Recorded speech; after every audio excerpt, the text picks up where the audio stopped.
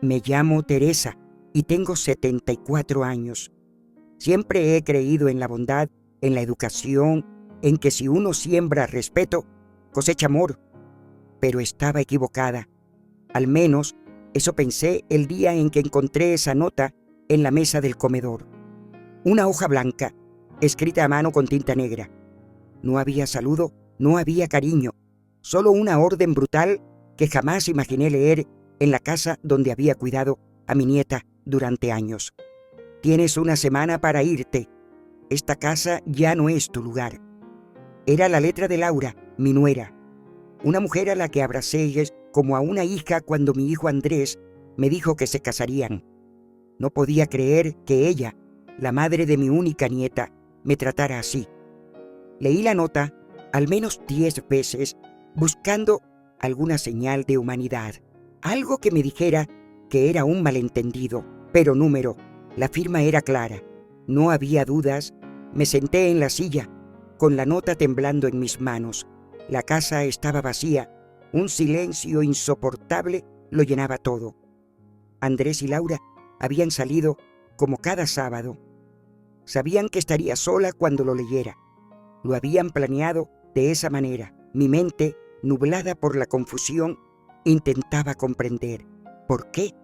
¿Qué había hecho mal? ¿No fui yo quien cuidó de su hija desde que nació? ¿No fui yo quien cocinó, limpió, incluso guardó silencio ante sus gritos injustos para no causar problemas? Respiré hondo, recordé mi pasado. No siempre fui una anciana frágil. Fui directora de una escuela pública durante más de 30 años. Enseñé a generaciones enteras el valor del respeto, del pensamiento crítico, de la justicia. Pero cuando me jubilé, me mudé con Andrés para no estar sola. Pensé que viviría mis últimos años con dignidad. Me equivoqué. Los primeros años no fueron malos. Laura al principio parecía amable, aunque siempre distante. Yo le daba su espacio. Nunca me metí en su matrimonio. Pero después del nacimiento de Valeria, mi nieta, todo cambió. Laura empezó a tratarme como una carga. A veces me gritaba por cosas mínimas, por dejar una taza fuera de lugar, por responder una pregunta de Valeria sin su permiso, por existir. Andrés, mi hijo, él veía todo, pero no decía nada. Se escudaba en el trabajo, en su silencio cobarde. Ese fue su mayor error. Esa noche no cené. No podía tragar nada. Solo me quedé en la oscuridad del comedor, mirando la nota, mientras afuera la lluvia caía suavemente. Tenía una semana, 7 días para desaparecer de la vida de quienes alguna vez llamé familia. Pero en vez de llorar, decidí algo. Iba a irme, sí, pero no de la forma que ellos esperaban. La mañana siguiente fue extrañamente clara. El sol entraba por la ventana de la cocina como si nada hubiera pasado, como si el mundo siguiera girando mientras yo recogía mi dignidad del suelo. Laura y Andrés no volvieron hasta el mediodía. Entraron como si no hubieran dejado una bomba sobre la mesa. Ella me miró desde la puerta, con su sonrisa habitual, esa sonrisa hueca que usaba para mantener la apariencia. ¿Leíste la nota?, preguntó sin pena. Sí. Bien, así evitamos dramas. Yo solo la miré. No dije nada. Andrés no levantó la vista. Fue como si tuviera pegados los ojos al piso. Puedes quedarte esta semana. Ya tienes tiempo para empacar lo poco que trajiste. Lo poco que traje. La mujer que me dejó usar una esquina del armario, pero jamás me permitió poner una foto en la sala. La que me trataba como una sombra, como un fantasma en su casa. Pero lo que ella no sabía, lo que ellos jamás imaginaron, era que yo no vine a esta casa por necesidad. Vine porque confié, porque pensé que compartir lo que me quedaba de vida con mi hijo y su familia era un acto de amor. Pero no necesitaba este techo, porque yo tenía algo guardado. Esa misma tarde llamé a un número que no marcaba desde hacía años. Elena, mi sobrina. mi ahijada. «Tía, ¿todo bien?», preguntó con voz preocupada al escucharme. «Necesito tu ayuda. ¿Sigue en pie la oferta de irme contigo un tiempo?». «Por supuesto. ¿Qué pasó?». «Lo que siempre pasa cuando uno calla demasiado tiempo». Pasé los siguientes días en silencio, pero activa. No con tristeza, sino con una calma extraña. Me levantaba temprano, preparaba el desayuno para Valeria, la abrazaba con fuerza. No le decía nada. Los niños no deben cargar con las culpas de sus padres. Por las tardes empecé a empacar mis cosas, pero no en bolsas viejas. Llamé a una empresa de mudanza. Pedí cajas firmes, sellos, etiquetas. Laura me miraba como si no entendiera.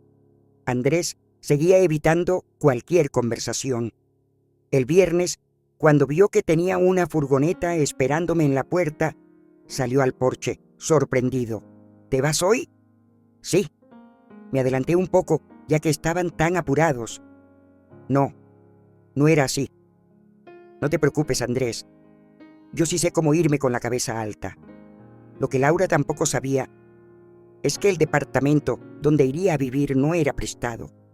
Era mío, comprado años atrás, cuando aún trabajaba como directora de escuela, y alquilado desde entonces, guardado como plan de emergencia y como salvavidas contra la ingratitud. Me mudé en paz, sin escándalos, sin rencores, pero con una decisión clara: jamás permitiría que me callaran otra vez. Y esa promesa fue solo el comienzo. El primer día en mi nuevo departamento fue silencioso, pero distinto. Era mi silencio, no impuesto, no incómodo, elegido. Me preparé un café, abrí las ventanas, respiré hondo. Era un apartamento pequeño, pero estaba lleno de luz. Cada pared blanca era una promesa, cada rincón un nuevo comienzo. Había vivido en lugares más grandes, más decorados, pero en ninguno me sentí tan libre.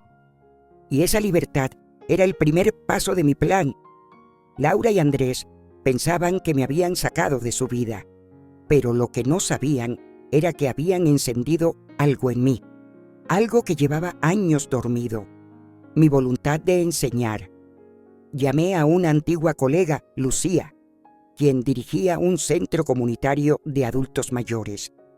Le conté lo que había pasado y me ofrecía dar clases de lectura y escritura para mujeres mayores.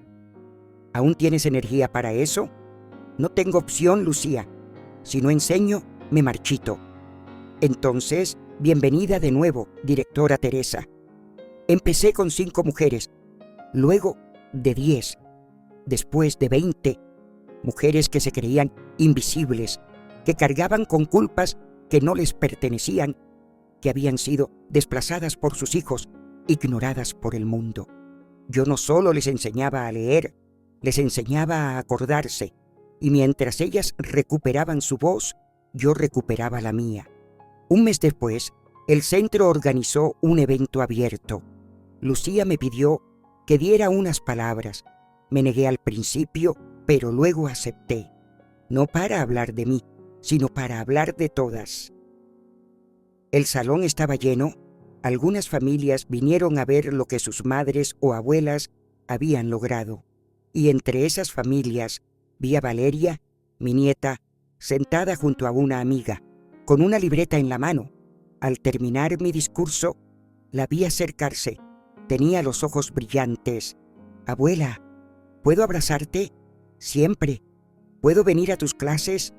Si vienes, no serás mi nieta, serás mi alumna, y exigiré excelencia». Ella sonrió. «Entonces, enséñame todo lo que sabes». No respondí, solo le tomé la mano, porque a veces el mayor acto de enseñanza es simplemente estar, permanecer, no rendirse. Esa noche me senté en mi escritorio y por primera vez en mucho tiempo empecé a escribir mi historia, no como víctima, sino como autora. Valeria empezó a venir todos los martes y jueves a mis clases. No hablaba mucho al principio, observaba, escuchaba, tomaba apuntes, no como una niña curiosa. sino como alguien que está intentando entender algo más profundo que la lectura. Con el tiempo, comenzó a quedarse después de clase. ¿Puedo ayudarte a ordenar, abuela? Claro, pero no por ser mi nieta. Aquí todos ayudan. Lo sé.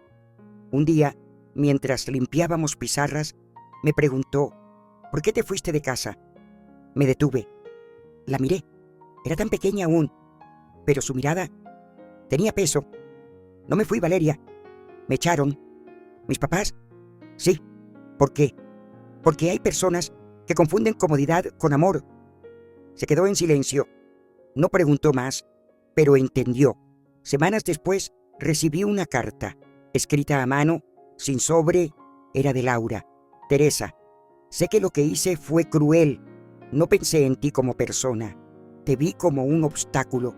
Y lo que más me duele no es lo que te hice, sino que mi hija vio todo. Si algún día quieres hablar, estoy dispuesta.